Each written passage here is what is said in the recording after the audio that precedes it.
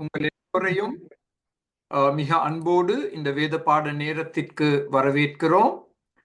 இன்று நாங்கள் பார்க்க போகும் சங்கீதம் 101. சங்கீதம் 101. இதற்கு நான் கொடுத்திருக்கும் தலைப்பு மிகவும் நேசிக்கப்பட்ட ராஜாவின் தீர்மானங்கள். நீங்கள் இந்த படத்தை பார்த்தால் இது தாவீது ராஜாவை குறித்து தாவீது ராஜாவினால் எழுதப்பட்ட சங்கீதம். ஒரு ராஜாவாக அவருடைய உள்ளத்தில் இருந்த ஆவல்கள், ஆசைகள், தீர்மானங்களாக இந்த சங்கீதத்தில் சொல்லப்பட்டுள்ளது. ஆங்கிலத்தில் இதற்கு நாங்கள் பாவிக்கும் வார்த்தை resolutions. The resolutions of king David. அது ஆங்கிலத்தில் வரும் வார்த்தை. தமிழில் இந்த ரெசல்யூஷன்ஸ் என்ற வார்த்தைக்கு தீர்மானம் என்று தான் சொல்லப்பட்டிருக்கு. ஆனால் ஆங்கிலத்தில் ரெண்டு வித்தியாசமான வார்த்தைகள் உண்டு. ஒன்று தீர்மானங்கள் எடுப்பது, மற்றது இந்த ரெசல்யூஷன்ஸ் செய்வது. தாவீது தன்னுடைய தீர்மானங்களை முக்கியமாக பாட்டின் மூலமாக அறிவித்தார். முதல் படத்தை நீங்கள் பார்த்தால் தாவீது ஒரு வாலிபனாக இருந்த காலத்தில் ஆடுகளை மேய்த்து கொண்டிருக்கும் பொழுது தன்னுடைய வீணையை பாவித்து அவன் ஆண்டவருக்கு துதி பாடல்களை பாடினார். ஆனால் அவர் ராஜாவாக நியமிக்கப்பட்ட பிறகும் அந்த திறமையை அவர் இழக்கவில்லை. அவர் வீணையை பாவித்து ஒரு ராஜா என்ற முறையில் அவர் மிக அருமையாக பாட்டின் மூலமாக தம்முடைய ஆர்வங்களை, ஆவல்களை, தீர்மானங்களை எடுத்து காண்பிக்கின்றார். இந்த சங்கீதத்தை நாங்கள் வெவ்வேறு விதத்தில் பிரித்து படிக்கப் போகிறோம். அடுத்த ஸ்லைடை நாங்கள் பார்த்தால், அடுத்த ஸ்லைடில் தேவனால் தெரிந்தெடுக்கப்பட்ட, அபிஷேகம் பெற்ற, தேவ பக்தியுள்ள, கருணையுள்ள, துணிவுள்ள ராஜா. தாவீதை நாங்கள் ஒரு வாக்கியத்தில் விவரிக்க வேண்டும் என்று சொன்னால் இந்த வாக்கியம் மிகவும் ஒரு பொருத்தமான வாக்கியம். தாவீதுக்கு 3 முறை அபிஷேகம் செய்யப்பட்டது. அவர் ராஜாவாக 3 முறையாக அபிஷேகம் பண்ணப்பட்டார். அந்த விவரங்களை நாங்கள் இப்பொழுது எடுத்து சொல்ல எங்களுக்கு நேரம் இல்லை. ஆனால் தாவீது இப்படிப்பட்ட ஒரு அருமையான, மிகவும் நேசிக்கப்பட்ட ராஜாவாக இருந்த போதிலும் அவரிடத்தில் பலவீனங்கள் இருந்தது, பாவங்கள் இருந்தது, குறைகள் இருந்தது. இந்த 2 வாக்கியங்களை வைத்தும் நீங்களும் நானும் எங்களை குறித்து சாட்சி வார்த்தைகளை எழுதலாம். முதலாம் வாக்கியத்தில் எங்களை குறித்து நாங்கள் சொல்லக்கூடிய நல்ல காரியங்கள். நான் ரட்சிக்கப்பட்டவன், தேவ அபிஷேகத்தை பெற்றவன், தேவ ஞானத்தை பெற்றவன் என்றெல்லாம் நீங்கள் உங்களை குறித்து, நான் என்னை குறித்து ஒரு வாக்கியத்தில் எங்கள் நல்ல காரியங்களை நாங்கள் எழுதலாம். ஆனால் 2ஆம் வாக்கியத்தில் எங்களிடம் நேர்மை இருந்தால் எங்கள் பலவீனங்கள், பாவங்கள், குறைகள் இவற்றையும் நாங்கள் எடுத்து காண்பிக்க வேண்டும். தாவீது ராஜா பெரும் பாடுகளை அனுபவித்த ராஜா. 13 வருஷ காலமாக சவுல் ராஜாவினால் துரத்தப்பட்டார், குகைகளில் வாழ்ந்தார். அவருடைய வாழ்க்கை எப்பொழுது முடிவடையும் என்ற பெரிய பயத்தோடு வாழ்ந்தார். ஆனால் அதே சமயம் நாங்கள் இதையும் சொல்லலாம், அவர் பெரும் வெற்றிகளை நாட்டிற்கு பெற்றுக் கொடுத்தார். தாவீது ராஜாவை போல் இஸ்ரவேல் நாட்டிற்கு இன்னும் ஒரு ராஜா வரவே இல்லை. சொலமன் ராஜா காலத்தில் சமாதானம் இருந்தது. அதற்கு மூல காரணம் தாவீது ராஜா பெற்றெடுத்த வெற்றிகள் தான். நாங்கள் தாவீது ராஜா செய்த இந்த தீர்மானங்கள், ரெசல்யூஷன்ஸை 4 முக்கிய தலைப்புகளின் கீழ் பார்க்க போகிறோம். ஆனா என்று சொல்லியிருக்கிறோம் தமிழ்ல. உறவுகள் சம்பந்தப்பட்ட தீர்மானங்கள். இதுதான் ஆரம்பம். நாங்களும் தீர்மானங்களை எடுக்கும் பொழுது முதலாவதாக எங்கள் உறவுகளை குறித்து நாங்கள் தீர்மானங்களை செய்ய வேண்டும். அதுவும் மிக பிரதான உறவு தேவனோடு வைத்திருந்த உறவு. தேவனோடு வைத்திருந்த உறவு. சங்கீதம் 101 முதலாம் வசனத்தில் இரக்கத்தையும் நியாயத்தையும் குறித்து பாடுவேன், கர்த்தாவே உம்மை கீர்த்தனம் பண்ணுவேன். இது தாவீதின் முதலாவது தீர்மானம் என்று நாங்கள் சொல்லலாம். தேவனை துதித்து பாடப் போகிறார். அவர் அந்த வீணையை பாவித்து அவர் மிக அருமையான துதி பாடல்களை ஆண்டவருக்காக பாடப்போகிறார். விசேஷமாக இந்த முதலாம் வசனத்தை பார்த்தால் தேவ இரக்கத்தை குறித்தும் நியாயத்தை குறித்தும் பாடப்போகிறார். ஏனென்றால் இந்த 2 குணங்கள் ஒரு ராஜாவுக்கு மிகவும் அவசியம். மிகவும் அவசியம். இரக்கம் இருக்க வேண்டும், ஆனால் நியாயத்தோடு அவர் நீதியை நாட்டில் நிலைநாட்ட வேண்டும். சங்கீதம் 95:3 இந்த வசனத்தை நான் உங்களுக்கு முன்னமும் காண்பித்திருக்கிறேன். இது ஒரு மிக முக்கியமான வசனம். தாவீது தன் தேவனோடு வைத்திருந்த உறவில் இது அஸ்திபாரம் என்று நாங்கள் சொல்லலாம். கர்த்தரே மகாதேவனும் எல்லா தேவர்களிலும் மகாராஜனுமாய் இருக்கிறார். உங்களுடைய வேதத்தில் earlier slide please. மகா தேவன் என்ற வார்த்தையை நீங்கள் கோடிட்டுக் கொள்ள வேண்டும் உங்கள் வேதத்தில். அதே போல் மகாராஜன். தேவனை விவரிக்கும் பொழுது மற்ற எல்லா போலி தெய்வங்களை பார்க்கிலும் என் தேவன் மகாதேவன், ஒப்பற்ற தேவன், மகாராஜன். அவருடைய ஆட்சியை நான் உதாரணமாக வைத்து நான் என் மக்களை அரசாட்சி செய்ய போகிறேன். அவருடைய அடிசுவடுகளில் நான் பின்தொடர வேண்டும். ஒரு ராஜா என்ற முறையில், தேவ பக்தியுள்ள ராஜா என்ற முறையில். அடுத்த ஸ்லைடில் பாடுவேன். அதுதான் தாவீது பாவித்த பிரதான துதி முறை, பாடுதல். சிலர் ஜெபத்தின் மூலமாக ஆண்டவரை துதிப்பார்கள், சிலர் வேதத்தின் மூலமாக தேவனை துதிப்பார்கள். ஆனால் தாவீது ஜெபம், தேவவசனம் எல்லாவற்றையும் பிரயோகித்து மிக திறமையாக பாட்டுக்கள் மூலமாக தேவனை அவர் ஆராதித்தார். இந்த 2 குணங்கள் மிக முக்கியம்.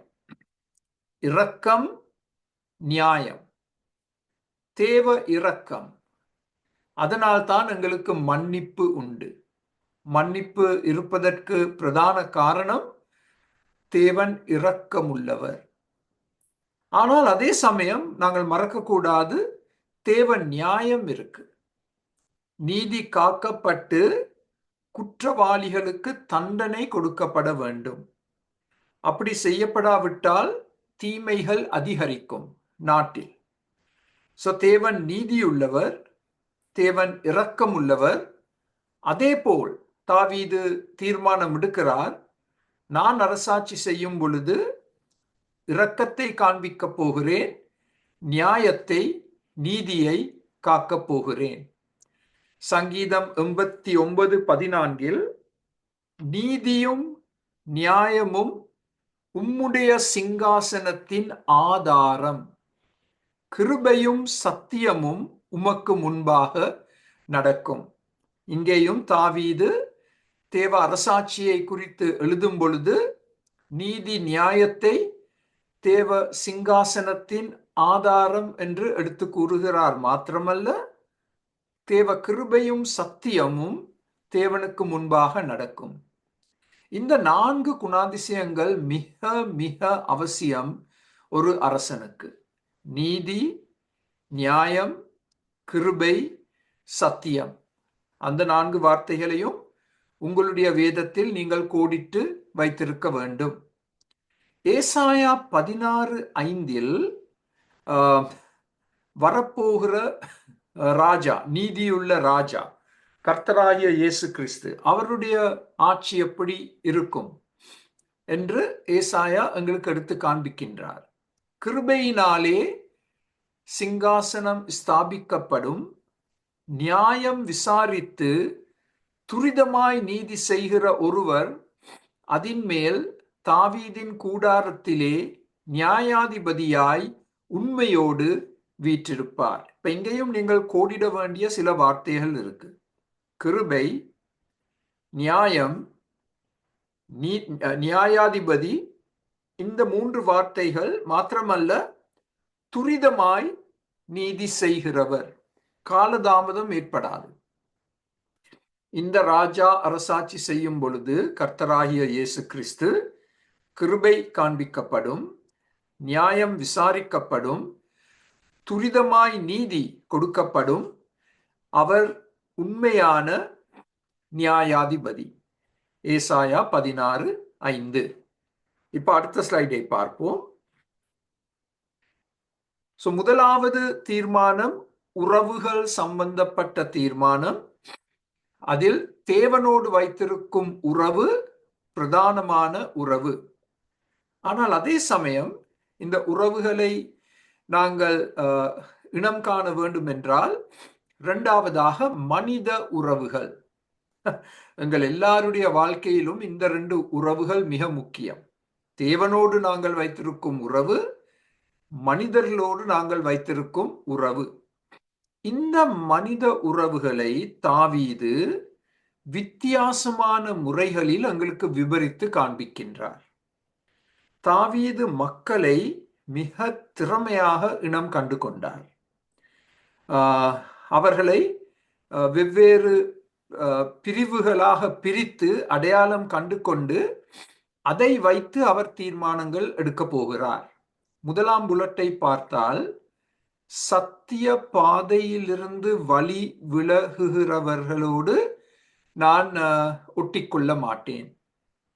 பாதையிலிருந்து வழி விலகும் ஜனம். இது ஒரு துக்கமான அவதானிப்பு. எங்களுடைய சபைகளில் கூட இதை நாங்கள் காண்கிறோம். சத்திய பாதையிலிருந்து மிக எளிதாக வழி விலகி செல்லும் மக்கள். தாவீது கூறுகிறார், அவர்களுடைய தீய செயல்கள் என்னை ஒட்டிக்கொள்ளாது. வழி தவறி போனால் மிக சுலபமாக தீய செயல்களில் ஈடுபட முடியும். தேவ பாதுகாப்பு இல்லை, தேவ வழிநடத்துதல் இல்லை. அதனால் தீய காரியங்களில் ஈடுபடுவது மிக சுலபம். தாவீது இதெல்லாம் அவதானித்து சொல்றார், இப்படிப்பட்ட மக்களோடு நான் சம்பந்தம் வைக்க மாட்டேன். அவர்களுடைய தீய செயல்கள் என்னை ஒட்டிக்கொள்ளாது என்று மிக அழகாக அவர் விவரித்து தீர்மானம் எடுக்கிறார். 2ஆம் மனித கூட்டம், அவர் அடையாளம் கண்டு கொண்ட 2ஆம் மனித கூட்டம், பொல்லாதனை அறிய மாட்டேன். இது 4ஆம் வசனத்தில் கொடுக்கப்பட்டுள்ளது. முதல் கூட்டம் 3ஆம் வசனத்தில் கொடுக்கப்பட்டுள்ளது. பி என்று சொன்னால் 2ஆம் பகுதி. பொல்லாதனை அறிய மாட்டேன். அவர்களை நான் அடையாளம் கண்டு கொண்டு அவர்களை விட்டு விலகுதல். அவர்களோடு நான் நட்பு வைத்திருக்க மாட்டேன். அவர்களோடு நான் தேத்தண்ணி கடைக்கு போய் ஒன்றாக தேத்தண்ணி அருந்த மாட்டோம், மாலுப்பான் சாப்பிட மாட்டோம், வாழைப்பழம் சாப்பிட மாட்டோம் என்று அவர் தீர்மானம் எடுக்கிறார். பொல்லாதவர்கள். 3ஆம் மனித இனம் கூட்டம் 5ஆம் வசனத்தில் முதல் பகுதியில் கொடுக்கப்பட்டுள்ளது. பிறனை ரகசியமாய் அவதூறு பண்ணுகிறவனை அழித்து போடுவேன். இது ஒரு மிக உறுதியான தீர்மானம் என்று நாங்கள் சொல்ல வேண்டும். இது ஒரு புரட்சிகரமான தீர்மானம் என்று சொல்ல வேண்டும். ஏனென்றால் அழித்து விட போகிறேன் என்ற வார்த்தையை பாவிக்கிறார். ராஜா என்ற முறையில் அவருக்கு அதிகாரம் இருக்கு, அவருக்கு வல்லமை இருக்கு. பிறனை ரகசியமாய் அவதூறு பண்ணுகிறவனை.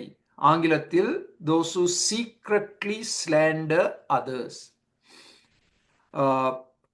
அதை நாங்கள் எப்படி அடையாளம் கண்டு கொள்ள முடியும்? சங்கீதம் 15:3 நித்தியமான பேச்சு, அதாவது அவமான பேச்சு, அவமான முறையில் மற்றவர்களை குறித்து பேசுவது ரகசியமாக. இன்று அதை எவ்வளவு சுலபமாக நாங்கள் செய்யலாம்? தொலைபேசி மூலமாக. தொலைபேசி மூலமாக இன்னும் ஒருவரை நாங்கள் துண்டு துண்டாக வெட்டலாம், ஒரு பட்டயத்தை பாவிக்காமல். சங்கீதம் 50:20 அவர்களுக்கு விரோதமாக பேசுதல், அவர்களுடைய முதுகுக்கு பின்னால் அவர்களை குறித்து விரோதமாக பேசுதல்.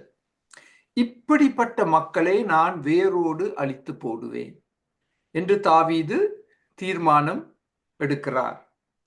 இது அவருடைய மேனிஃபெஸ்டோ என்று சொல்லுவோம் ஆங்கிலத்தில். அடுத்த ஸ்லைட். இது இன்னும் ஒரு மனித இனம் கூட்டம். மேட்டிமை கண்ணனையும் பெரு நெஞ்சுள்ளவனையும் உருக்க மாட்டேன். அது 5ஆம் வசனத்தின் 2ஆம் பகுதியில் சொல்லப்பட்டுள்ளது. பொறுக்க மாட்டேன், அங்கே வந்திருக்க வேண்டிய வார்த்தை பொறுக்க மாட்டேன். மேட்டிமை கண்ணனையும் பெரு நெஞ்சுள்ளவனையும் பொறுக்க மாட்டேன், அவர்களை நான் சகித்து கொள்ள மாட்டேன். ஆங்கிலத்தில் அழகாக those who have a high look and a proud heart. கண்களும் இருதயமும் ஒன்றாக கிரிகை செய்வதை நாங்கள் காண்கிறோம். மேட்டிமை கண்கள், மற்றவர்களை இழிவாக எண்ணுவது, நான் தான் பெரியவன் என்று பார்வை மூலமாக மக்களுக்கு தெரிவிப்பது, பெருமையுள்ள இருதயம். இந்த ரெண்டும் ஒன்றாக வருவதை நீதிமொழிகள் 21:4 காண்கிறோம். மேட்டிமையான பார்வையும் அகந்தையான மனமுமுள்ள துன்மார்க்கர் போடும் வெளிச்சம் பாவம். சொலமன் இந்த இப்படிப்பட்ட மக்களை விவரிக்கும் பொழுது தன் தகப்பன் பாவித்த வார்த்தைகளை போல் அவரும் இந்த பார்வையையும் இதயத்தையும் ஒற்றுமைப்படுத்தி ஹை லுக் ப்ரவுட் ஹார்ட் என்று அந்த ஜன இனத்தை நான் பொறுக்க மாட்டேன், சகித்து கொள்ள மாட்டேன், அவர்களுக்கு நான் இடம் கொடுக்க மாட்டேன் என்று தீர்மானம் எடுக்கிறார். இதெல்லாம் மிக திறமையான அருமையான தீர்மானங்கள் என்று நாங்கள் உடனடியாக சொல்லக்கூடியதாக இருக்கின்றது. இப்ப பாருங்கள், அடுத்த ஜனக்கூட்டம் 7ஆம் வசனம் 1ஆம் பகுதி. கபடு செய்கிறவனுக்கு இடம் கொடுக்க மாட்டேன். கபடு செய்கிறவன் என்று சொன்னால் யார்? வஞ்சகமாக தந்திரமாக செயல்படுகிறவர்கள். அப்படிப்பட்ட மக்களை நாங்கள் எங்கும் காணலாம். இது பிசாசின் வெற்றிக்கு மிக முக்கிய முறை என்று சொல்லலாம். வஞ்சகமாக தந்திரமாக செயல்படுவது. இப்படிப்பட்டவர்களையும் நான் அடையாளம் கண்டு கொண்டு அவர்களுக்கு நான் என் ராஜ்யத்தில் இடம் கொடுக்கவே மாட்டேன். பிறகு அடுத்த கூட்டம் 7ஆம் வசனத்தின் இறுதி பகுதியில் சொல்றார், பொய் சொல்பவர்கள் என் கண்முன் நிற்க மாட்டார்கள். இப்ப இந்த எல்லா கூட்டங்களிலும் மிகவும் பெரும் எண்ணிக்கையில் காண்பவர்கள் இந்த கூட்டம்தான், பொய் சொல்பவர்கள். அன்று அது எப்படி உண்மையாய் இருந்ததோ அதே போல் இன்றும் இந்த பொய் சொல்லும் கூட்டத்தை நாங்கள் மிகவும் எளிதில் அடையாளம் கண்டு கொள்ளலாம். இப்படிப்பட்டவர்கள் எங்களுடைய சபைகளில் கூட இருப்பதை நாங்கள் காண்கிறோம். ராஜ்யத்தில் மாத்திரமல்ல, எங்கள் சபைகளிலும் இப்படி பொய் சொல்பவர்கள் இருக்கிறார்கள். அவர்கள் என் கண்முன் நிற்க மாட்டார்கள். இப்ப அடுத்த ஸ்லைடை பார்ப்போம். இந்த கூட்டத்தை பற்றி நாங்கள் இன்னும் கொஞ்சம் மேலதிக வார்த்தைகள் கொடுப்பது நல்லது. சங்கீதம் 31:18 பொய் உதடுகள் கட்டப்பட்டு போவதாக. பொய் பேசும் உதடுகள் பூட்டப்பட வேண்டும், பூட்டப்பட வேண்டும். ஒரு பூட்டு போட்டு பூட்டப்பட வேண்டும் என்று தாவீது கூறுகிறார்.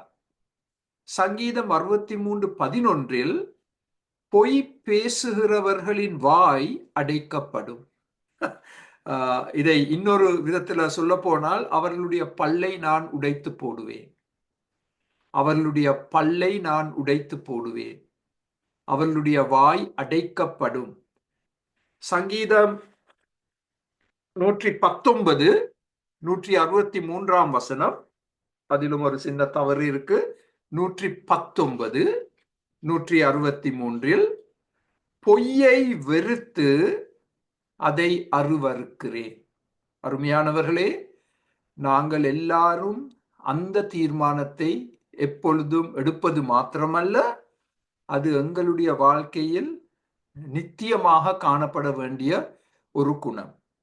பொய்யை வெறுத்து, அது எந்த உருவத்தில் வந்தாலும் அந்த பொய்யை வெறுத்து அதை நான் அருவருக்கிறேன். அது ஒரு முக்கிய வசனம். சங்கீதம் 119 163. புதிய ஏற்பாட்டின்படி இந்த பொய் சொல்லும் குணம் எங்கிருந்து வருகிறது? பிசாசினிடம் இருந்து வருகிறது. பிசாசு எல்லா பொய்க்கும் தந்தை. தாவீது தீர்மானம் எடுக்கிறார், என்னுடைய ராஜ்யத்தில் பொய் பேசும் மந்திரிகள் காணப்பட மாட்டார்கள், என்னுடைய ராஜ்யத்தில் பொய் பேசும் இராணுவர் காணப்பட மாட்டார்கள் என்று ஒரு உயர்வான ஒரு தீர்மானத்தை எடுக்கிறார். அடுத்த கூட்டம் ஒரு நல்ல கூட்டம். இதுவரைக்கும் நாங்கள் பார்த்த இந்த கூட்டங்கள் எல்லாம் நல்ல கூட்டங்கள் அல்ல. ஆனால் இப்பொழுது ஒரு நல்ல கூட்டத்தை அவர் அடையாளம் கண்டு கொள்கிறார். ஆலோசகர்கள். இது கவுன்சிலர்ஸ் என்று ஆங்கிலத்தில் சொல்வோம். நண்பர்கள் என்றும் சொல்லலாம், ஆனால் அதை பார்க்கிலும் ஆலோசகர்கள் என்று சொல்வது மிகவும் பொருத்தமானது. சங்கீதம் 101:6 இவ்விதமாக வாசிக்கிறோம், தேசத்தில் உண்மையானவர்கள் என்னோடு வாசம் பண்ணும்படி என் கண்கள் அவர்கள் மேல் நோக்கமாயிருக்கும். தாவீது என்ன சொல்றார்? உண்மையுள்ள ஆலோசகர்களை நான் தேடி கண்டுபிடிக்க வேண்டும். அவர்களை காண்பது மிகவும் அரிது. அது எவ்வளவு உண்மை! அந்த காலத்தில் மாத்திரமல்ல, இன்று கூட உண்மையுள்ள நேர்மையுள்ள நண்பர்கள், ஆலோசகர்களை அடையாளம் கண்டு கொள்வது எவ்வளவு கஷ்டம். என் கண்கள் அவர்கள் மேல் நோக்கமாயிருக்கும் என்பதன் அர்த்தம் என்ன? அவர்களை நான் தேடி கண்டுபிடிக்க வேண்டும். அவர்கள் எங்கே இருக்கிறார்கள் என்று நான் அவர்களை தேட வேண்டும்.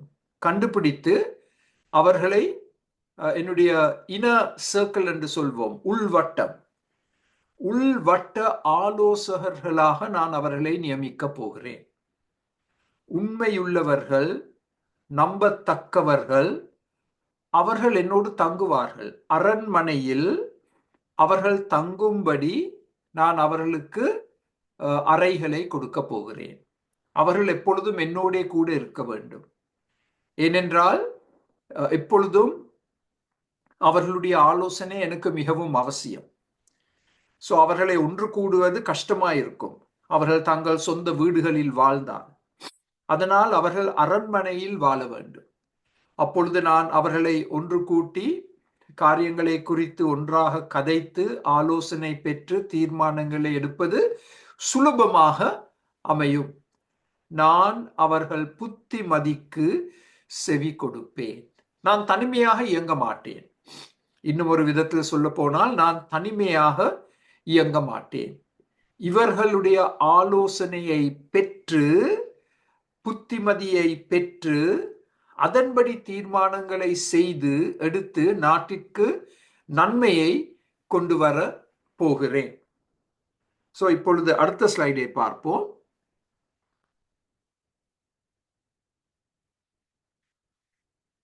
இன்னும் ஒரு நல்ல கூட்டத்தை அவர் தேர்ந்தெடுக்க போகிறார். ரெண்டே ரெண்டு நல்ல கூட்டங்கள். மற்ற கூட்டங்கள் எல்லாம் தீய கூட்டங்கள். ஊழியக்காரர், என்னுடைய அரண்மனையில் ஊழியம் செய்பவர்கள், வேலை செய்பவர்கள், மந்திரிகள். அவர்களை குறித்து என்ன சொல்றார்? 6ஆம் வசனத்தின் இறுதி பகுதியில், உத்தமமான வழியில் நடக்கிறவன் என்னை சேவிப்பான். உத்தமமான வழியில் நடக்கிறவன், அதன் அர்த்தம் என்ன? நேர்மையானவர்கள். அவர்கள் வாழ்க்கையில் கோணல்கள் இருக்காது. தேவ வசனத்தின்படி நடப்பவர்கள். இது இன்றைய உலகத்தோடு நாங்கள் ஒப்பிட்டு பார்த்தால் எவ்வளவு வித்தியாசமானது. இன்று யாராவது ஒரு நாட்டின்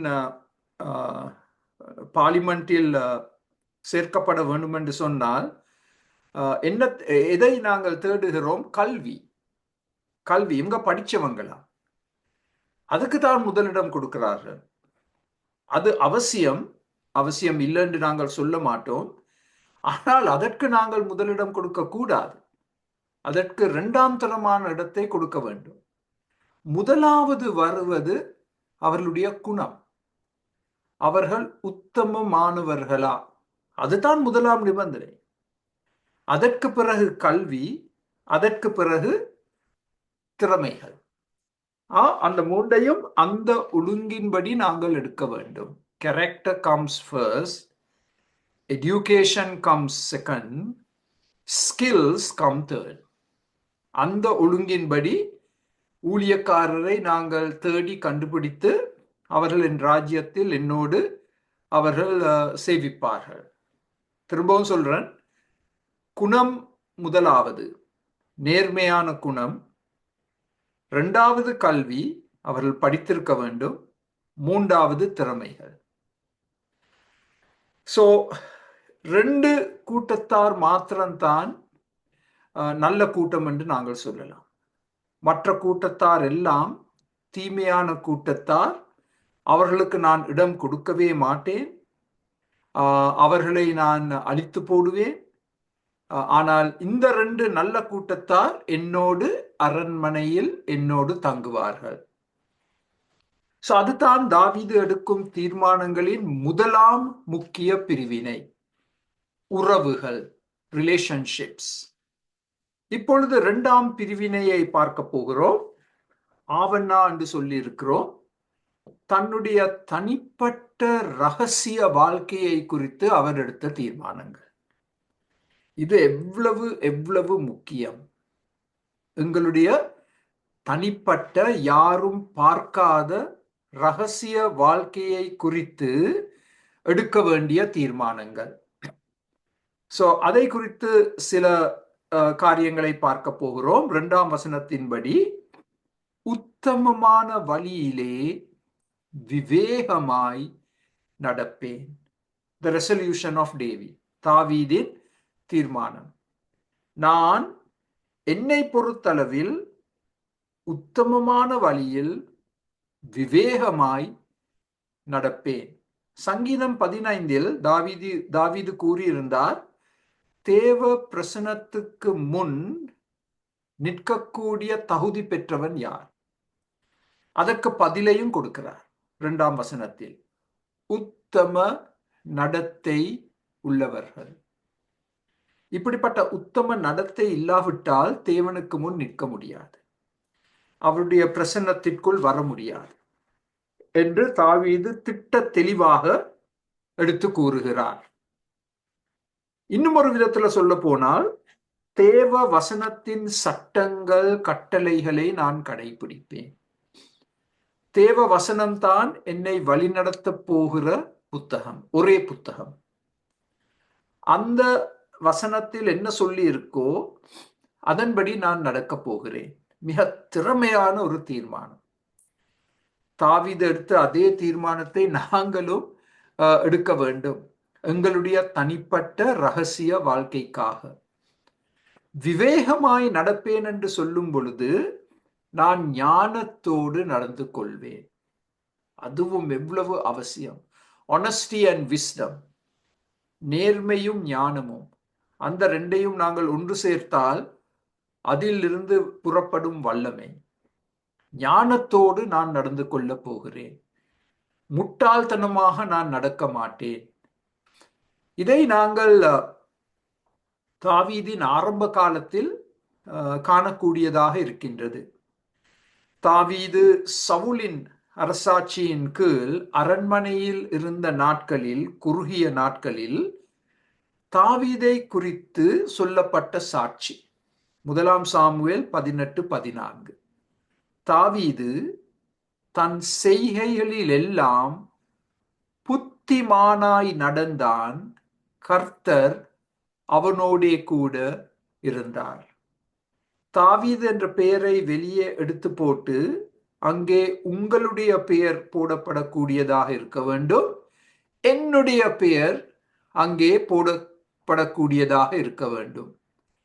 பெஞ்சமின் தன் செய்களில் எல்லாம் புத்திமானாய் நடந்தான், அதனால் கர்த்தர் அவனோடே கூட இருந்தார் என்று என்னை அவதானிக்கும் மக்கள் சொல்லக்கூடியதாக இருக்க வேண்டும். இதுதான் தனிப்பட்ட ரகசிய வாழ்க்கையின் முதலாம் முக்கிய தீர்மானம். இப்ப அடுத்த ஸ்லைடை பார்த்தால், அடுத்த ஸ்லைடில் இரண்டாம் தீர்மானம், தனிப்பட்ட ரகசிய வாழ்க்கை. தீங்கான காரியத்தை என் கண்முன் வைக்க மாட்டேன். 21ஆம் நூற்றாண்டில் வாழும் எங்களுக்கு இது எவ்வளவு பொருத்தமான ஒரு தீர்மானம். ஏனென்றால் இன்று எங்கள் கண் முன்பாக என்ன இருக்கு? டிவி இருக்கு, இன்டர்நெட் இருக்கு, வெவ்வேறு விதமான திரைகள் இருக்கு, அசுத்தமான புத்தகங்கள் இருக்கு. இவற்றை எல்லாம் நான் என் கண் முன் வைக்க மாட்டேன் என்று தாவீது தீர்மானம் எடுக்கிறார். உலக சரித்திரத்தின் ஆரம்பத்தில் வாழ்ந்த யோபு தன் கண்களை குறித்து எடுத்த தீர்மானம். யோபு 31:1.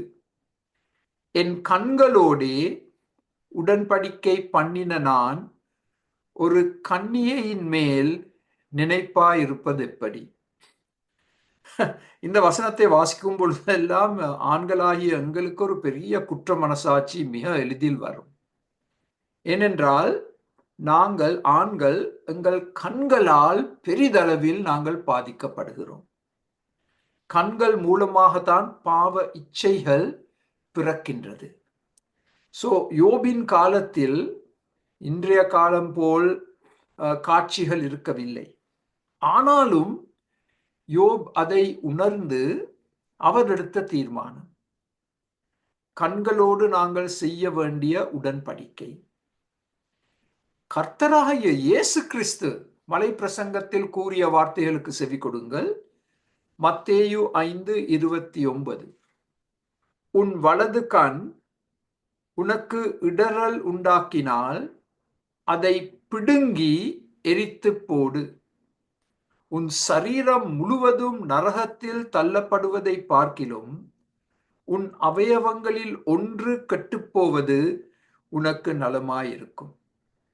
இன்று இந்த வசனத்தை நீங்கள் பிரசங்கம் செய்தால் உங்களை துரத்தி விடுவார்கள். உன் வலது கண் உனக்கு இடறல் உண்டாக்கினால் அதை அப்படியே பிடுங்கி எடுத்து எரிந்து போடு என்று சொன்னால், உங்களுக்கு தெரியும் இன்றைய காலத்தில் கண்ணை திருப்பி சரீரத்தோடு மருத்துவ சிகிச்சைப்படி ஒன்று சேர்க்க முடியும். சோ ஆண்டவர் சொல்றார், அது நடைபெறாதபடிக்கு அந்த கண்ணை தூர எரிந்து போடு. அதை யாரும் தேடி கண்டுபிடிக்க முடியாத விதத்தில் ஒரு மறைவான இடத்தில் அது எரியப்பட வேண்டும். அதற்கு காரணத்தை கொடுக்கிறார். எங்கள் முழு சரீரமும் நரகத்திற்குள் தள்ளப்படுவதை பார்க்கிலும் நல்ல நிலைமையில் எங்கள் சரீரத்தில் இருக்கும் ஒரு அவயவம் இல்லாமல் ரடிக்கல் சர்ஜரி, புரட்சிகரமான சத்திர சிகிச்சை மூலமாக நாங்கள் அந்த கண்ணை அப்புறப்படுத்தினால் எங்கள் ஆத்துமாவை காத்துக்கொள்கிறோம், பரலோகத்துக்கு போக முடியும். இதெல்லாம் பயங்கர வசனங்கள். இந்த வசனங்கள் இன்று உச்சரிக்கப்படுவதே இல்லை. தாவீது சொல்றார், என் கண்களுக்கு முன்பாக என்னை பாவ இச்சைகளுக்குள் என்னை தூண்டி விடாத காரியங்களின் மேல் என் கண்ணை நான் செலுத்த மாட்டேன். இப்படிப்பட்ட தீர்மானத்தை எடுத்த தாவீது மிகவும் துக்கமாக தன் கண்களை தவறான காட்சிகளை பார்ப்பதற்கு இடம் கொடுத்து இச்சைகளுக்குள் வழிநடத்தப்பட்டு விபசாரத்தில் ஈடுபட்டு கொலை கூட செய்தான். அதை நீங்கள் 2 சாமுவேல் 11 அதிகாரத்தில் வாசிக்கலாம்.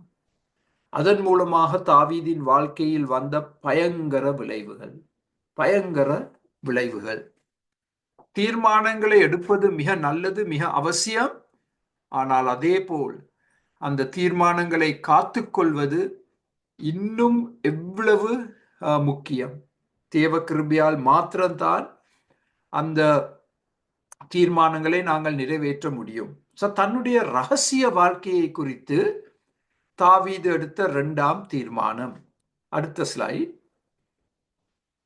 3ஆம் தீர்மானம் தன்னுடைய ரகசிய வாழ்க்கையை குறித்து, உள் வாழ்க்கையை குறித்து. 4ஆம் வசனத்தில் ஒரு ஜெபம் செய்கிறார். இந்த தீர்மானத்தை ஒரு ஜெபமாக செய்கிறார். மாறுபாடான இருதயம் என்னை விட்டு அகல வேண்டும். மாறுபாடான இருதயம் எனக்கு வேண்டாம். மாறுபாடான இருதயம் என்று சொன்னால் என்ன? கட்டுப்படுத்தப்பட்ட இருதயம், வஞ்சக, போலி, துன்மார்க்கமான இருதயம், கட்டுப்படுத்தப்படாத இருதயம். மாறுபாடான இருதயம் என்று சொன்னால் கட்டுப்படுத்தப்படாத இருதயம், அவுட் ஆஃப் கண்ட்ரோல். இந்த இருதயத்தை கட்டுப்படுத்த முடியாது.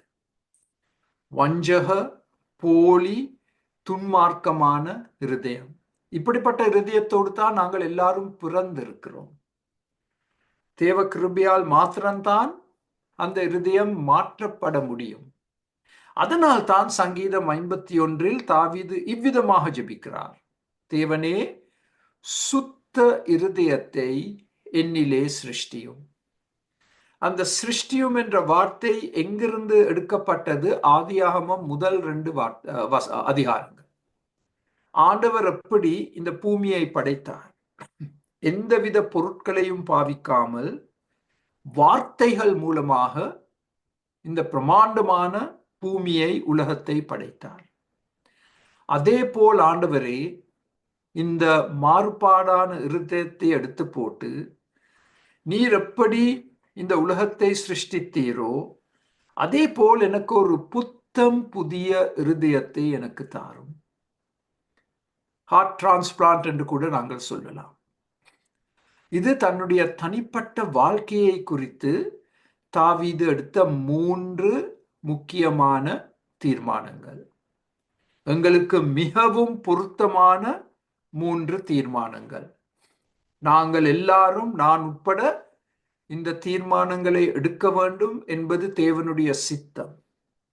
அதனால்தான் இந்த 101ஆம் சங்கீதத்தில் அது எங்களுக்கு கொடுக்கப்பட்டுள்ளது. இப்பொழுது தாவீது எடுக்கும் 3ஆம் முக்கியமான தீர்மானம்.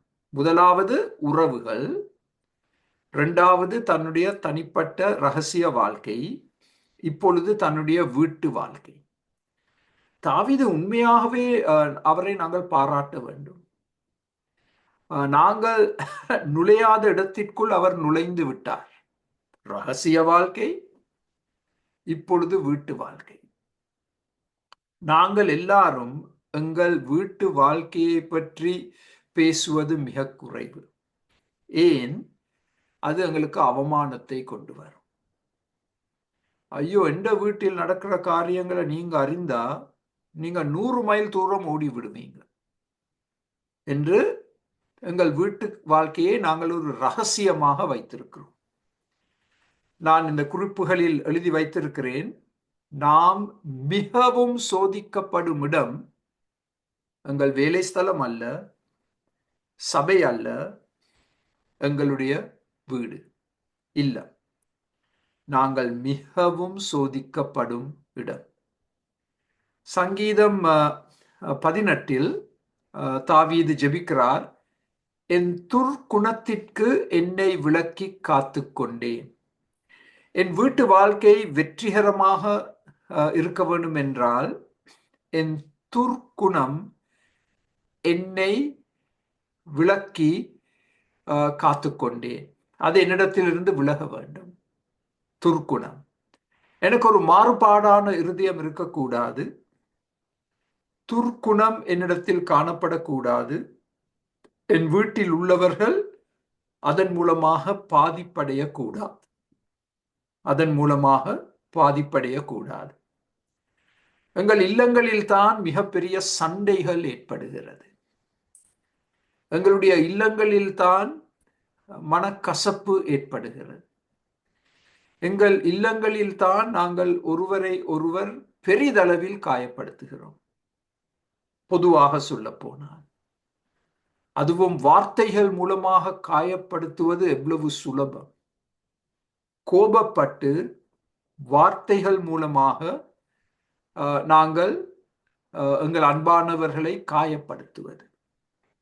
அதை தாவீது நன்றாக அறிந்திருந்து தன் வீட்டு வாழ்க்கையை குறித்து நல்ல தீர்மானங்கள் எடுக்கிறார்.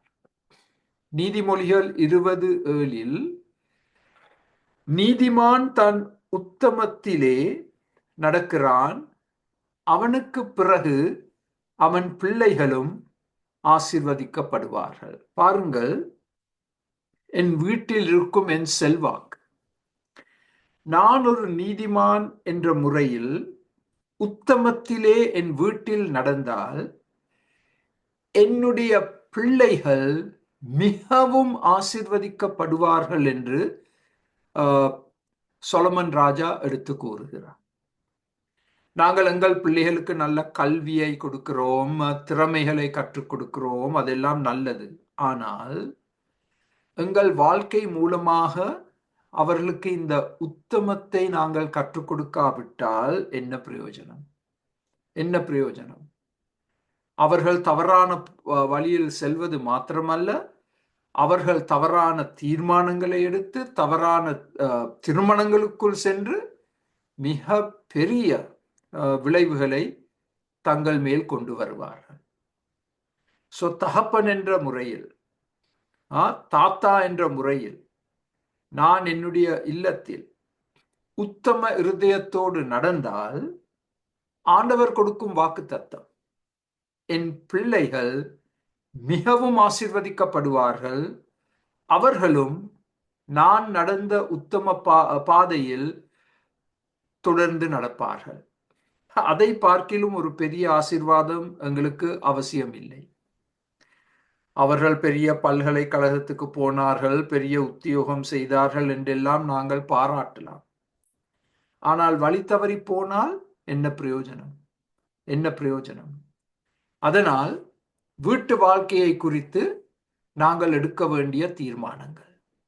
அடுத்த ஸ்லைடை பார்ப்போம். வீட்டில் சாட்சியுள்ள வாழ்க்கை வாழ வேண்டும். நாங்கள் தவறப்போகிறோம். எங்களுக்கு மனித தன்மை இருக்கிறபடியால் நாங்கள் தவறப்போகிறோம். தவறினால் மன்னிப்பு கேட்டு வாழ்க்கையை சரிப்படுத்த வேண்டும். உடனடியாக எங்கள் வாழ்க்கையை சரிப்படுத்த வேண்டும். ஆலோசனைகள் பெற்றுக்கொள்ள வேண்டும் என்றால் ஆலோசனைகளை பெற்றுக்கொள்ள வேண்டும். நாங்கள் தாழ்மையுள்ள இருதயத்தோடு செயல்பட வேண்டும். உத்தம இருதயம் என்று சொன்னால் அது தாழ்மையுள்ள இருதயத்தை எடுத்து காண்பிக்கும். மூன்றாம் முக்கிய தீர்மான விஷயம் வீட்டு வாழ்க்கை. அதற்கு பிறகுதான் நான்காவதாக ஈயன்னாண்டு தமிழ்ல போட்டிருக்கிறோம், தன் தேசத்தை குறித்து தாவீது தீர்மானம் எடுக்கிறார். எருசலேம் ஒரு பரிசுத்த நகரமாக கட்டியமைக்கப்பட வேண்டும் என்று தன் நாட்டை குறித்து, தலைநகரத்தை குறித்து தாவீது எடுக்கும் தீர்மானம் அது 8ஆம் வசனத்தில் கொடுக்கப்பட்டுள்ளது. காலை என்ற வார்த்தை 8ஆம் வசனத்தில் பாவிக்கப்படுகிறது. அதன் முக்கியத்துவம் என்ன? காலையில் ராஜாவின் நீதிமன்றம் ஒன்று கூடும். அதனால் அந்த நீதிமன்றம் ஒன்று கூடும் பொழுது அங்கே மிக முக்கியமான தீர்மானங்கள் எடுக்கப்பட வேண்டும் நாட்டை குறித்து. அதனால் நல்ல தீர்மானங்கள் எடுக்கப்படுவதற்காக தேசம் காக்கப்பட வேண்டும், பரிசுத்தமாக காக்கப்பட வேண்டும். அதனால் தாவீது கூறுகிறார் 8ஆம் வசனத்தில், அக்கிரமக்காரர் தீமை முற்றிலும் வேரோடு அழிக்கப்படும். அது நீதிமன்றத்தில் எடுக்கப்பட்ட தீர்மானம். எங்கள் நாட்டில் அக்கிரமக்காரருக்கு இடம் கொடுக்க மாட்டோம். தீமை முற்றிலும் வேரோடு அழிக்கப்படும். அது யாராயிருந்தாலும் நாங்கள் அவர்களை சகித்துக் கொள்ள மாட்டோம். கொடுக்கப்பட வேண்டிய தண்டனை அவர்களுக்கு கொடுக்கப்படும். பரிசுத்த நகரத்தை உருவாக்க வேண்டும். இதை உண்மையாக இன்று நாங்கள் சொல்ல போனால் இது இயலாத காரியம், மிஷன் இம்பாசிபிள். ஒரு பரிசுத்த நகரத்தை நாங்கள் எப்படி உருவாக்க முடியும்? ஆனால் இதுதான் தாவீதினுடைய ஆவல், ஆசை, தீர்மானம். இப்ப அடுத்த ஸ்லைடில் நாங்கள் உங்களுக்கு ஒரு பெட்டியை காண்பிக்க போகிறோம். இது என்னுடைய வேத படிப்புகளில் நான் பாவிக்கும் ஒரு டெக்னிக் என்று சொல்ல வேண்டும். ஆண்டவர் எனக்கு காண்பித்த டெக்னிக். பெட்டிகளை உருவாக்கி அந்த பெட்டிக்குள் 10 காரியங்களை சுட்டி காட்டுவது. இது மிக மிக முக்கியம். இதை வைத்தே நீங்கள் 1 மாத காலத்திற்கு பிரசங்கங்களை கொடுக்கலாம்.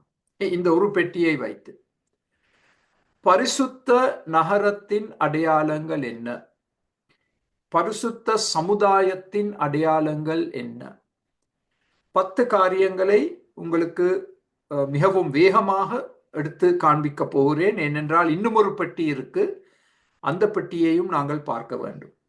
உங்களை நான் ஞாபகப்படுத்துகிறேன், இது வேதாகம கல்லூரி. இது அரமணித்தியால ஒரு பிரசங்கம் அல்ல. இது ஆழமாக வேதத்தை கற்றுக்கொள்ளும் நேரம். அதனால்தான் எங்களுடைய எண்ணிக்கைகள் எப்பொழுதும் அதிகரிக்காது. அநேகருக்கு இதை சகிக்க முடியாது, இப்படிப்பட்ட வேத பாடங்கள். அதனால் எங்களோடு கலந்து கொள்பவர்கள் எப்பொழுதும் ஒரு சிறிய எண்ணிக்கையில் தான் இருப்பார்கள். பரிசுத்த நகரத்தின் அடையாளங்கள் என்ன? முதலாவது, இவற்றை எல்லாம் நீங்கள் குறித்து கொள்ளலாம். பரிசுத்த தேவன் அந்த நகரத்தை ஆட்சி செய்ய நாங்கள் இடம் கொடுக்க வேண்டும். 1 பேதுரு 1:16 ஆண்டவர் கூறுகிறார், நான் பரிசுத்தர், ஆகையால் நீங்களும் பரிசுத்தராயிருங்கள். பரிசுத்த தேவன், அது 1ஆம் குறிப்பு. 2வது, பரிசுத்த வேதம். வேதத்திற்கு முதலிடம் கொடுக்கப்பட வேண்டும். சங்கீதம் 19:8 கர்த்தருடைய நியாயங்கள் செம்மையும் இருதயத்தை சந்தோஷிப்பிக்கிறதுமாயிருக்கிறது, கர்த்தருடைய கற்பனை தூய்மையும் கண்களை தெளிவிக்கிறதுமாயிருக்கிறது. தூய்மை என்று சொன்னால் பரிசுத்தம். தேவ வசனத்தில் இருக்கும் எல்லா தேவ சட்டங்கள், கற்பனைகள், கொள்கைகள் எல்லாம் தூய்மையானது. அதனால் பரிசுத்த வேதத்திற்கு முதலிடம் கொடுக்கப்பட வேண்டும். 3வது, பரிசுத்த ஆலயம். ஒரு பரிசுத்த நகரத்தில் பரிசுத்த ஆலயம் காணப்பட வேண்டும். 1 கொரிந்தியர் 3:17 இது ஒரு கட்டிடம் அல்ல. அழகான கட்டிடங்களை எளிதில் கட்டலாம், ஆனால் இது ஒரு கட்டிடம் அல்ல. இந்த வசனத்தை பாருங்கள். தேவனுடைய ஆலயம் பரிசுத்தமாய் இருக்கிறது, நீங்களே அந்த ஆலயம்.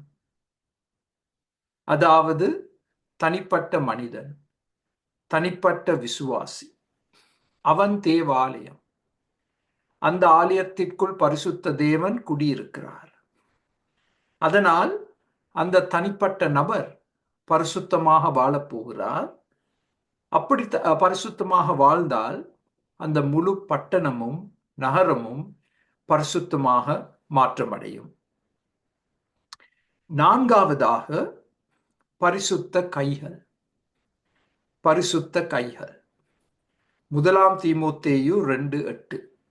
அன்றியும் புருஷர்கள் கோபமும் தர்க்கமும் இல்லாமல் பரிசுத்தமான கைகளை உயர்த்தி எல்லா இடங்களிலேயும் ஜெபம் பண்ண வேண்டும் என்று விரும்புகிறேன். இதை நாங்கள் இன்னும் ஒரு விதத்துல சொல்ல போனால், ஜெபத்திற்கு முதலிடம் கொடுக்கப்படுவது. ஒரு நகரம் பரிசுத்த நகரமாக மாற்றமடைய வேண்டும் என்று சொன்னால், ஜெபத்திற்கு முதலிடம் கொடுக்கப்பட வேண்டும். ஜெப கூட்டங்கள் நடத்தப்பட வேண்டும். இன்று எங்களுடைய எல்லா சபைகளிலும் நாங்கள் அவதானிக்கும் காரியம் என்ன? ஜெப கூட்டங்களில் கலந்து கொள்பவர்கள் எண்ணிக்கையில் எவ்வளவு குறைவானவர்கள். ஞாயிற்றுக்கிழமையில் வருவார்கள். ஒரு ஜெப கூட்டத்தை ஒழுங்குபடுத்தினால் ஒரு 10% அந்த மக்கள் வந்தாலே அது ஒரு பெரிய காரியம். ஜெபம் முக்கியம் என்று நாங்கள் எல்லாம் பேசுவோம், கதைப்போம், பாட்டுக்கள் கூட பாடுவோம். ஆனால் அதை நடைமுறை ஜீவியத்தில் கடைபிடிப்பது எவ்வளவு கஷ்டம், எவ்வளவு தடைகள். நேரமில்லை என்று சொல்றோம். ஆனால் இங்கே பவுல் தீமோத்தேயுவுக்கு கொடுக்கும் புத்திமதி, அதுவும் இது புருஷர்களுக்கு கொடுக்கப்பட்ட ஒரு புருஷர்களுக்கு கொடுக்கப்பட்ட கட்டளை.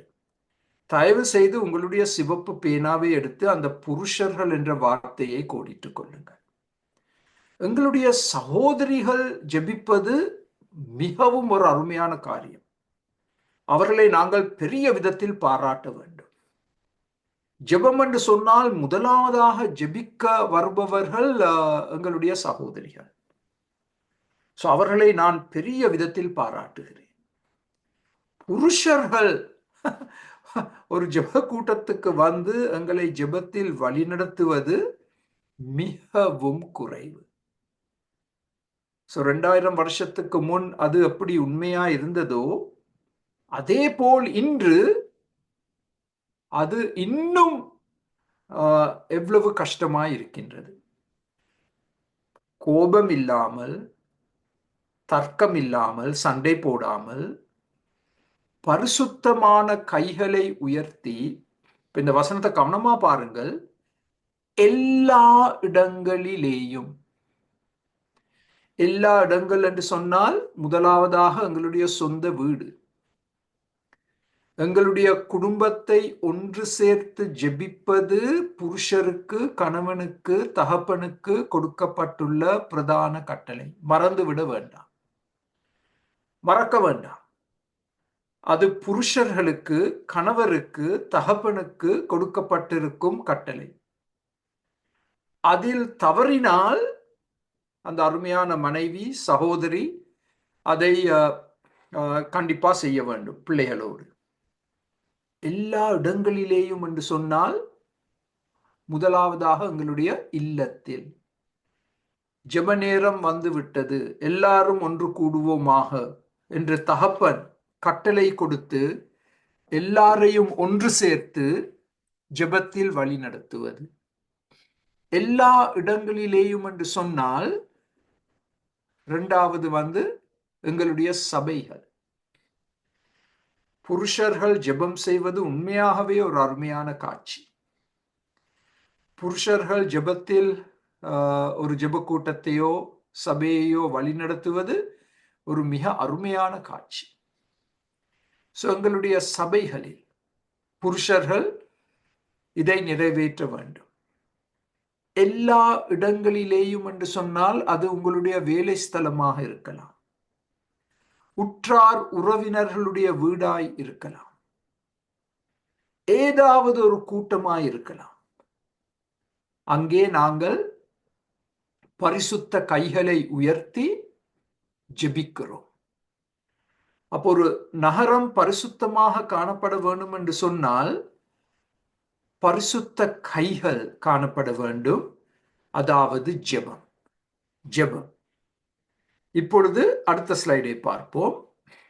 5ஆம் காரியம் அடுத்த ஸ்லைடில்,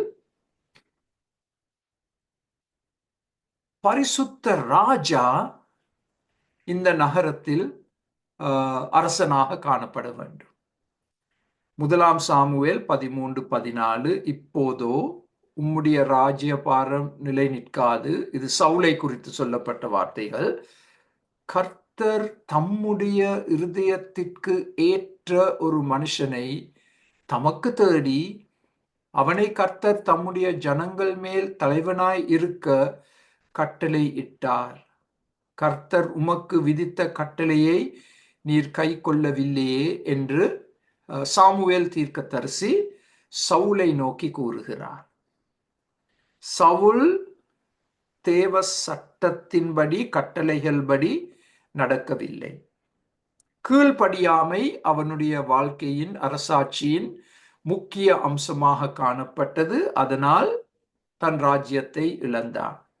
அவனுக்கு பதிலாக தெரிந்தெடுக்கப்பட்ட தாவீதை குறித்து என்ன சொல்லப்படுகிறது? கர்த்தர் தம்முடைய இருதயத்திற்கு ஏற்ற ஒரு மனுஷனை அவர் தேடினாராம். அப்படிப்பட்ட மனுஷர்களை கண்டுபிடிப்பது மிக மிக கஷ்டம், மிக மிக அரிது.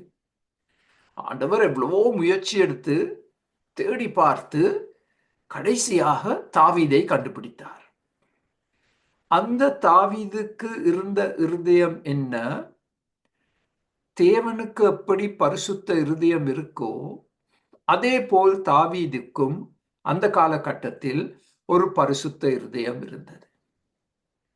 அதனால்தான் அவன் தெரிந்தெடுக்கப்பட்டு தாவீது அரசாட்சி செய்த காலத்தில் சிறப்பாக செயல்படக்கூடியதற்கான முக்கிய ரகசியம், அவன் ஒரு பரிசுத்த தேவ பக்தியுள்ள ராஜாவாக காணப்பட்டான். தேவனை மிகவும் நேசித்து தேவனுக்கு ஒப்பான இருதயத்தை கொண்டவன் என்ற பாராட்டை பெற்றவன்.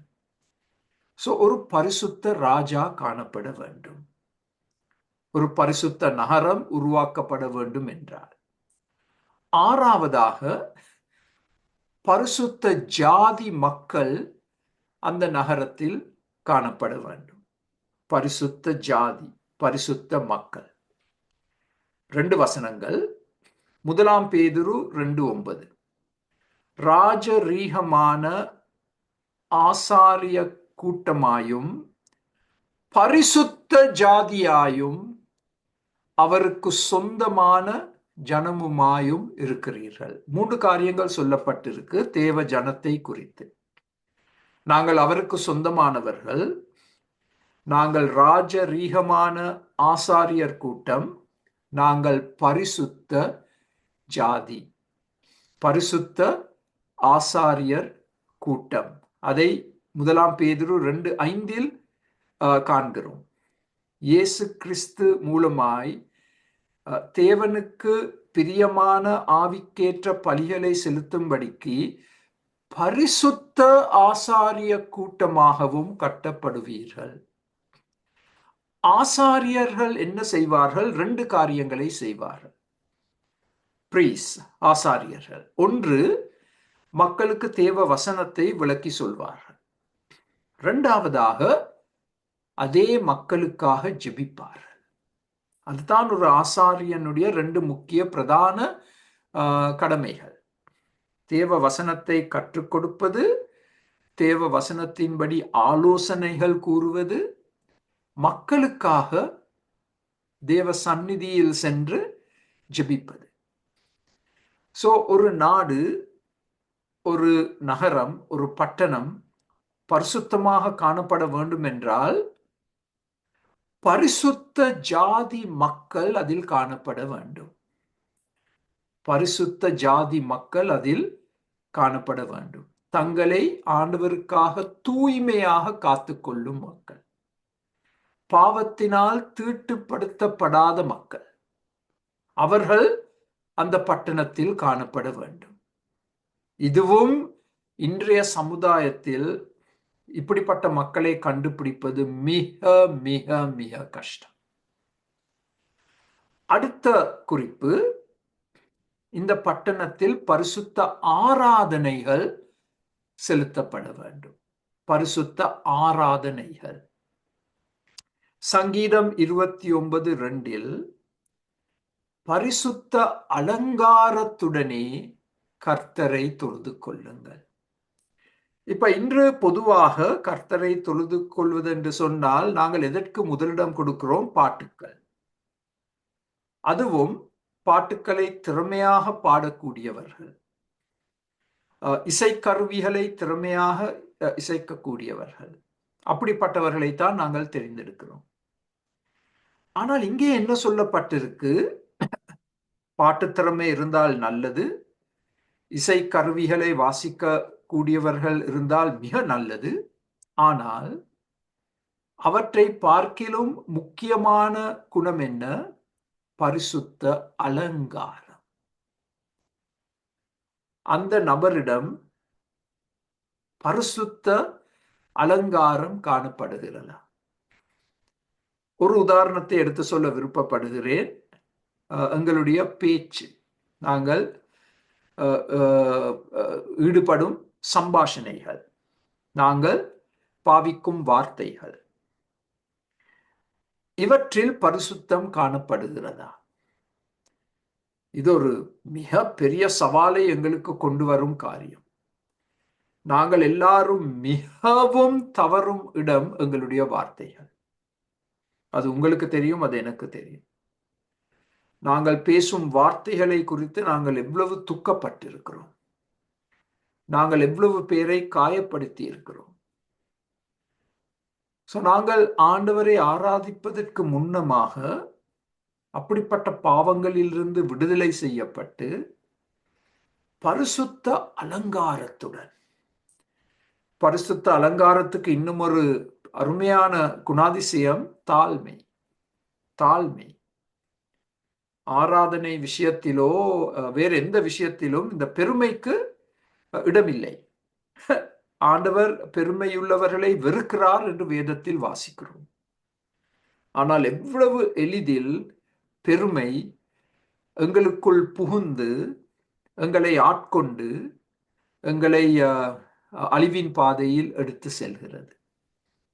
எங்களிடத்தில் தாழ்மை காணப்பட வேண்டும். அது பரிசுத்த அலங்காரத்தின் இன்னும் ஒரு அம்சம். பரிசுத்த அலங்காரத்தின் இன்னும் ஒரு அம்சம் அன்பு. நாங்கள் அன்புள்ளவர்களாக காணப்படுகிறோமா? ஒருவர் ஒருவரை நாங்கள் நேசிக்கிறோமா? மனப்பூர்வமாக நேசிக்கிறோமா? புதிய ஏற்பாட்டில் விசேஷமாக இதை குறித்து எவ்வளவு இடங்களில் எங்களுக்கு புத்திமதி சொல்லப்பட்டுள்ளது. பரிசுத்த அலங்காரம் என்று சொன்னால் அது அநேக காரியங்களை உள்ளடக்கும். அது எங்களுடைய பேச்சாக இருக்கலாம், பெருமையாக இருக்கலாம், நாங்கள் எங்களுடைய உடைகளாக இருக்கலாம். உடைகள் அதெல்லாம் ஏதோ ஒரு செய்தியை மற்றவர்களுக்கு தெரிவிக்கின்றது, எங்களுடைய உடைகள். இவற்றையெல்லாம் நாங்கள் கவனத்திற்குள் எடுத்துக்கொள்ள வேண்டும்.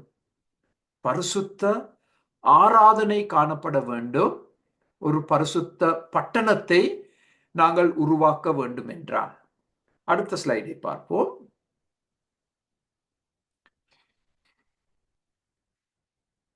பரிசுத்த நடத்தை, பிஹேவியர், நாங்கள் நடக்கும் விதம். 1 பேதுரு 1:15 உங்களை அழைத்தவர் பரிசுத்தராய் இருக்கிறது போல நீங்களும் உங்கள் நடக்கைகள் எல்லாவற்றிலேயும் பரிசுத்தமாயிருங்கள். பரிசுத்த நடத்தை, ஹோலி பிஹேவியர், ஹோலி கண்டக்ட். நாங்கள் செய்யும் எல்லா காரியங்களிலும் பரிசுத்தம் காணப்பட வேண்டும். பரிசுத்தம் என்ற வார்த்தை எழுதப்பட்டிருக்க வேண்டும். பரிசுத்த நடத்தை. யாரும் எங்களை குறித்து சந்தேகிக்க கூடாது. யாரும் எங்களை குறித்து அவர்கள் மனதில் ஒரு குழப்பம் வரக்கூடாது. பரிசுத்த நடத்தை. ஆண்டவர் ஆபிரகாமுக்கு கொடுத்த கட்டளை ஆதியாகமம் 15:1 walk before me and B perfect. எனக்கு முன்பாக நீ நடந்து பரிபூர்ணமாக்கப்பட்டவன் ஆக காணப்பட வேண்டும். பெர்ஃபெக்ட். பெர்ஃபெக்ட் என்ற வார்த்தையின் அர்த்தம் பாவம் இல்லாதவன் என்று அர்த்தம் இல்லை. ஆனால் பாவத்தை வெறுத்து பாவத்திற்கு இடம் கொடுக்காமல் ஆண்டவருடைய கிருபையோடு ஆண்டவரை போல் தினமும் பரிசுத்தவனாக வாழ்வது. எவ்வளவு பெரிய சவால், எவ்வளவு கஷ்டம், எவ்வளவு கஷ்டம். Walk before me and B perfect. அந்த வசனத்தை வாசிக்கும் பொழுதெல்லாம் எனக்கு ஒரு நடுக்கம் தான் வரும், நடுக்கம் தான் வரும். ஆண்டவருக்கு முன்பாக நாங்கள் எப்படி நடக்க வேண்டுமா? பரிசுத்தமாக நடக்க வேண்டுமா? ஒரு பரிசுத்த நகரத்தில் வேறு யார் காணப்பட வேண்டும்? பரிசுத்த ஸ்திரீகள். பரிசுத்த ஸ்திரீகள். 1 பேதுரு 3:5. இப்படியே பூர்வத்தில் தேவனிடத்தில் நம்பிக்கையாய் இருந்த பரிசுத்த ஸ்திரீகளும், கோடிட்டுக் கொள்ளுங்கள் சிவப்பு பேனாவினால், தங்களுடைய புருஷர்களுக்கு கீழ்ப்படிந்து தங்களை அலங்கரித்தார்கள்.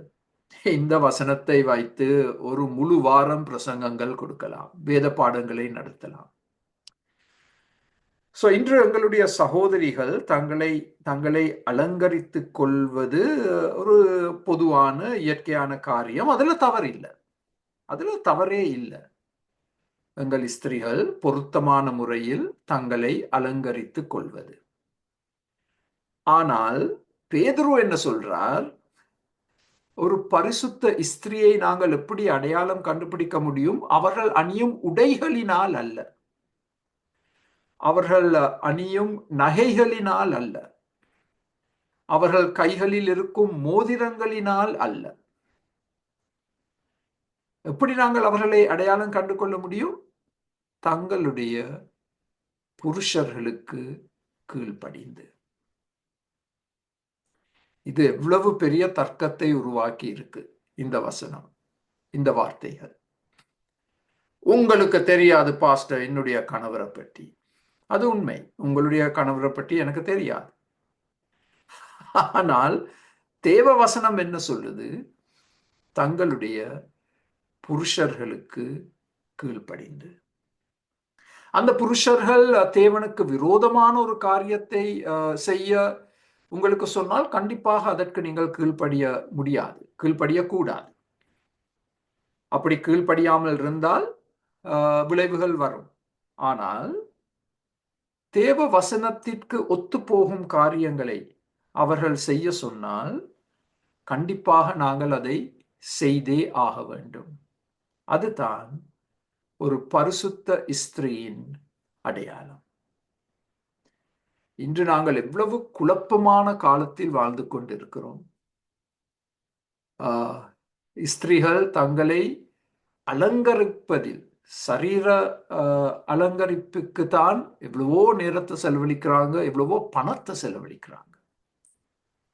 ஆனா பேதுரு மிகவும் சுலபமாக சொல்லிவிட்டார், பரிசுத்த ஸ்திரீகள் என்று சொன்னால் கணவர்களுக்கு கீழ்ப்பணிந்து நடப்பவர்கள் அணியும் ஆபரணம் அதுதான், கீழ்ப்படிதல் கணவருக்கு. இப்ப எனக்கு செவி கொடுத்து கொண்டிருக்கும் சகோதரிகள் கோபப்பட வேண்டாம், இது நான் வேதத்துல என்ன சொல்லியிருக்கோ அதைத்தான் எடுத்து சொல்கிறேன். இப்ப கடைசியாக இந்த எங்கள் தேவ மனுஷரை குறித்து பார்ப்போம். பரிசுத்த தேவ மனுஷர்.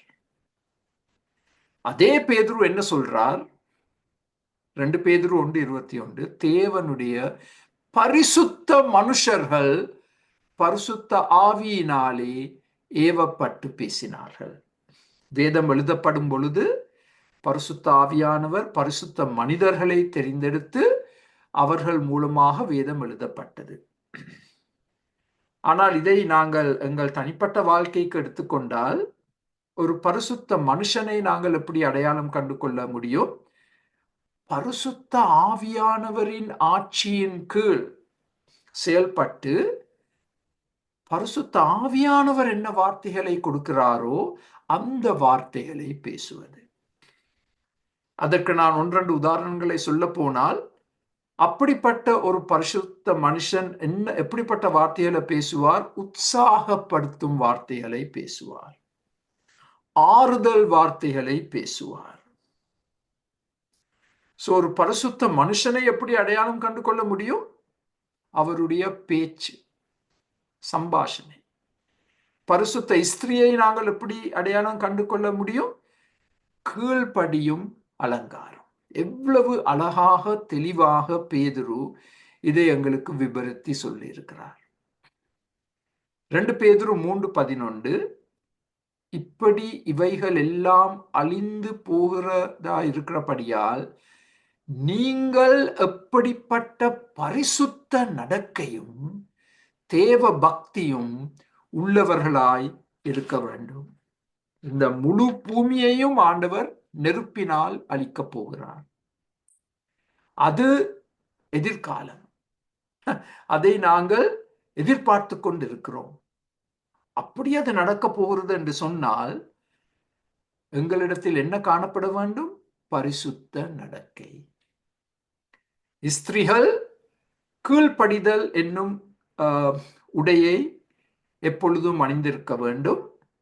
புருஷர்கள் தாங்கள் பேசும் வார்த்தைகள் பரிசுத்த ஆவியானவரினால் ஏவப்பட்ட வார்த்தைகளாக காணப்பட வேண்டும். அடுத்த ஸ்லைடை பார்ப்போம். எங்கே? ஓகே, இதை நாங்கள் அடுத்த வாரம் பார்க்க போகிறோம். ஏனென்றால் நேரம் கடந்து போய்விட்டது. இங்கேயும் ஒரு பெட்டியை பார்க்க போகிறோம். இதையெல்லாம் நாங்கள் எப்படி பூர்த்தி செய்ய முடியும்? இந்த தீர்மானங்களை, அதற்கு ஒரு ரகசியம் இருக்கு. அது 2ஆம் வசனத்தில் கொடுக்கப்பட்டுள்ளது. அதை நாங்கள் அடுத்த வாரம் படிக்க போகிறோம். இப்பொழுது இந்த பாடத்திற்கு ஒரு முற்றுப்புள்ளி போட போகிறோம். எவ்வளவோ காரியங்களை கற்றுக்கொண்டோம். நான் ஜெபிக்க போகிறேன். கிருஷாந்தன், மறக்க வேண்டாம், எல்லாரையும் அன்மியூட் பண்ண. Okay, don't forget to unmute everyone. ஜெபித்து அதற்கு பிறகு உங்களுடைய கருத்துக்களை நீங்கள் தெரிவிக்க முடியும். ஒரு குறுகிய சங்கீதம் ஆண்டவரே, 2 நிமிஷத்தில் வாசித்து முடிக்கலாம். அந்த விதத்தில் தான் நாங்கள் எல்லாரும் இதுவரைக்கும் இந்த சங்கீதத்தை வாசித்திருக்கிறோம். இன்று நீர் எங்கள் கண்களை திறந்திருக்கிறீர். இந்த சங்கீதத்திலிருந்து நாங்கள் கற்றுக்கொள்ளக்கூடிய பாடங்கள் அநேகம். ஆண்டவரே, நேரம் இல்லாதபடியால் நாங்கள் இந்த பாடத்தை முழுமையாக முடிக்க கூடவில்லை. ஆனால் இன்று கற்றுக்கொண்ட எல்லா காரியங்களும் எங்கள் மனதின் ஆழத்தில் பதிய வேண்டும் ஆண்டவரே. பிசாசானவன் இதை திருடிவிடக் கூடாது ஆண்டவரே. எங்களுடைய பட்டணம், எங்களுடைய நகரம் ஒரு பரிசுத்த நகரமாக அமைய வேண்டும்.